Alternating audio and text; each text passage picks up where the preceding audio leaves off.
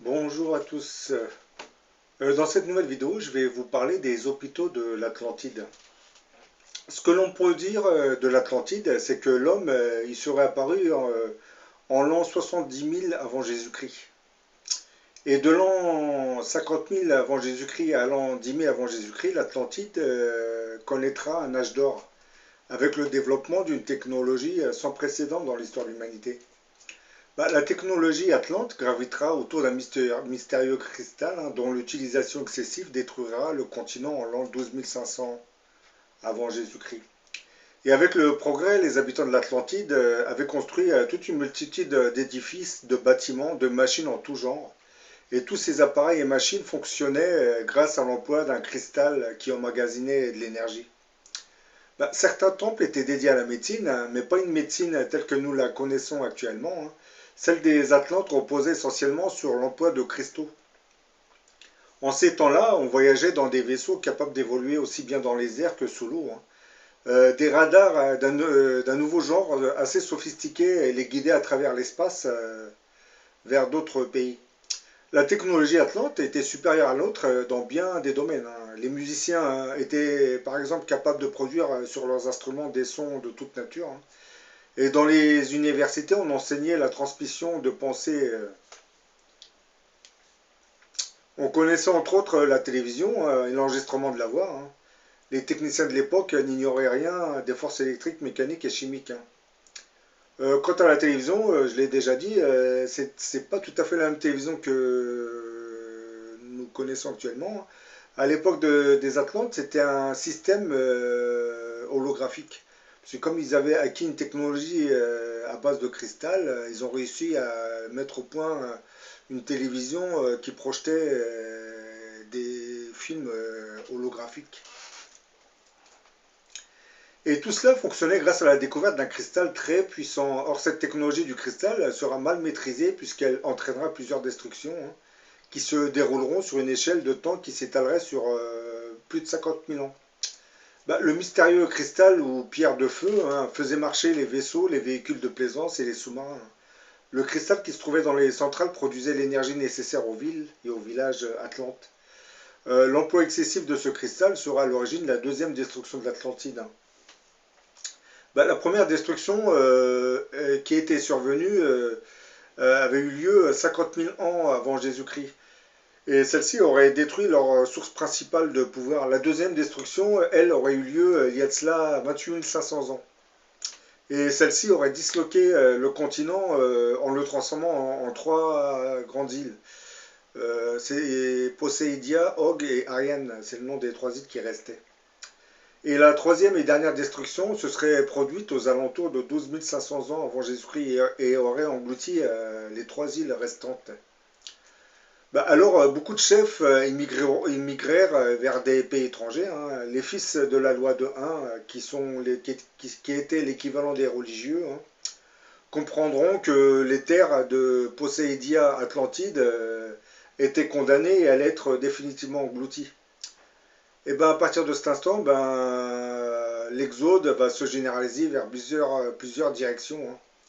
La majeure partie de la population atlante se dispersera vers, du moins une partie ira vers l'Égypte, l'autre partie vers les États-Unis, l'Arizona, une autre partie vers le pays Inca, le pays Maya.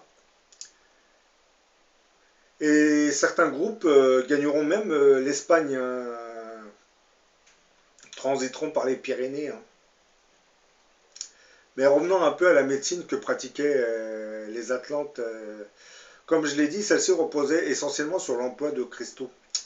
Les Atlantes avaient appris à concentrer des énergies cristallines puissantes dans les instruments curatifs.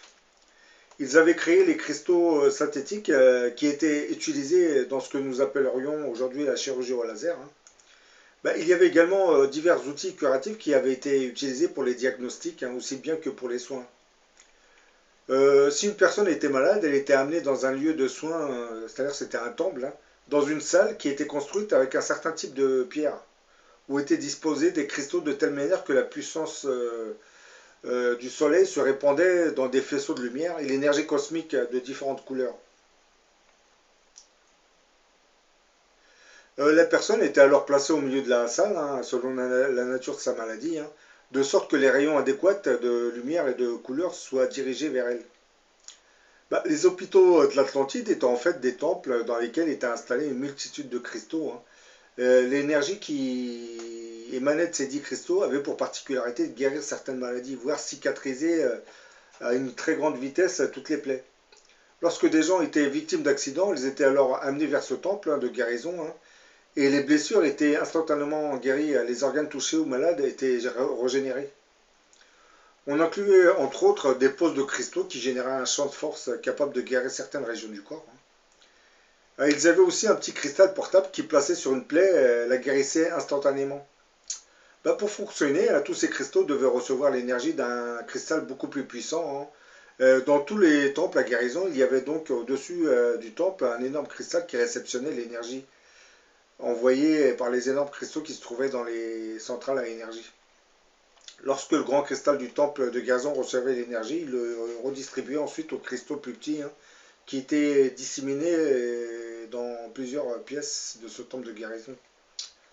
Bah, dans son livre intitulé Mémoires de l'Atlantide, le docteur Frank Alper nous donnera un bref descriptif de ce qu'étaient ces temples de guérison.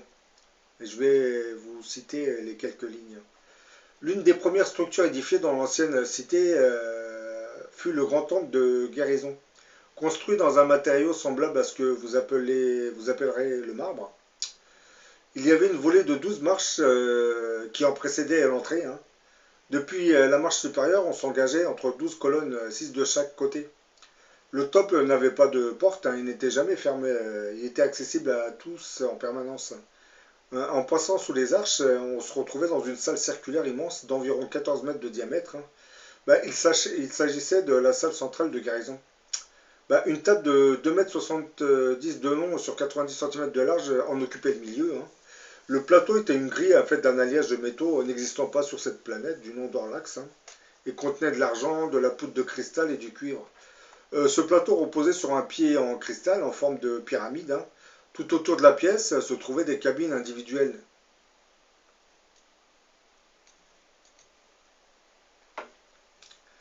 De guérison. Le plafond était un dôme composé d'un arrangement de cristaux de couleurs diverses, hein. Ils étaient combinés pour représenter d'anciens symboles dont un grand nombre était utilisé et formait certains hiéroglyphes, hein. Lorsque la lumière passait à travers le toit de ce temple de guérison, elle donnait un pastel brillant, à la fois puissant et doux, hein. Bah, c'était une combinaison de couleurs et de vibrations qui produisait un effet assez apaisant, hein. Mais pour ceux qui ne connaissaient pas, qui était assez impressionnant, hein. Bah, derrière la salle circulaire, il y avait de chaque côté des pièces individuelles destinées à l'étude, à la méditation, hein, et pour divers appareils à utiliser pour des guérisons spécifiques. Les cabines avaient de multiples fonctions, hein. Les femmes qui venaient de concevoir un enfant y étaient placées et on fermait la cabine avec un mur de cristal. Bah, les cristaux étaient ensuite énergétisés par un procédé similaire au laser avec des fréquences et des couleurs énergétiques, hein, variables dans le but d'assurer leur santé et de transmettre au fœtus les vibrations souhaitables. Bah, en cas d'affection grave et selon la nature de la maladie, les gens étaient placés dans ces cabines, hein, derrière un mur de cristal pour être énergétisés par les rayons adéquats. Bah, ces cabines servaient aussi à accélérer leur vitesse de développement et à élever leur fréquence vibratoire par des expositions à des niveaux d'énergie de plus en plus hauts. Bah, comme je viens de l'expliquer, là, les hôpitaux de l'Atlantide étaient en fait constitués étaient en fait des temples de guérison, hein, qui fonctionnaient grâce à l'emploi de cristaux qui régénéraient le corps des personnes venues se faire guérir. Et il faut expliquer qu'il y avait des sortes de petits appareils, c'est-à-dire des composés de cristaux qui étaient portables. Lorsqu'on activait le système à l'intérieur de ces temples de guérison, ce cristal portable, lorsqu'il était approché d'une blessure, cicatrisait immédiatement la plaie. Il soignait tout en accélérant la cicatrisation. Et vous avez d'autres cristaux qui permettaient d'autres guérisons. Et dans certaines de mes vidéos, je vous avais parlé d'un certain Georges Lakhovsky qui avait mis au point un oscillateur multi-ondes, hein, qui se servaient des radiofréquences pour accélérer les guérisons. Et dans d'autres vidéos, je vous avais parlé d'Albert Abrams, qui lui avait développé un système de radionique pour guérir les gens malades. Eh ben, je pense que ces deux personnages, du moins l'âme de ces deux personnages, avait dû travailler dans ces temples de guérison à une époque fort éloignée. Mais comme il se serait réincarné à notre époque, du moins à notre époque, au début du XXe siècle, ils n'auraient pas retrouvé les caractéristiques qu'ils avaient connues sur le continent de l'Atlantide, hein, et encore moins les cristaux. Donc ils ont essayé de reproduire cette technologie avec les moyens du bord.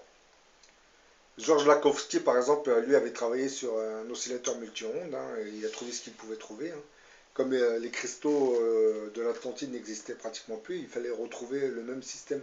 Parce que le système de l'oscillateur multi-ondes de Georges Lakhovsky et l'oscilloclaste inventé par Albert Abrams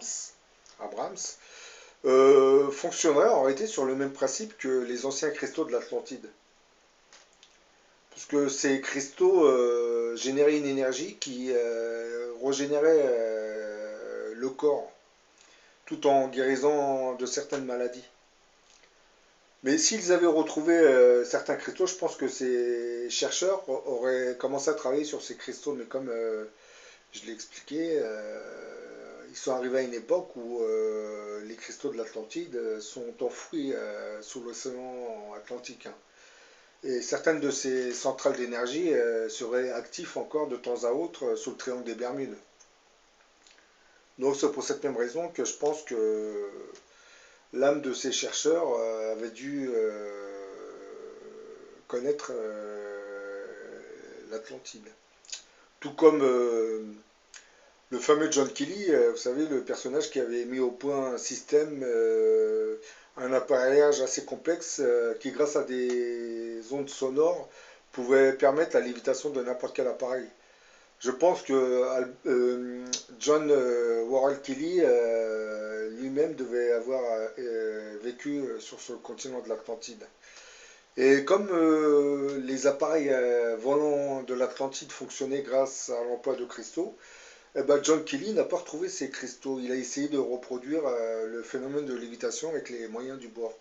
Lui, il s'était servi des ondes sonores pour activer, pour mettre en mouvement certains atomes qui permettaient la lévitation des machines.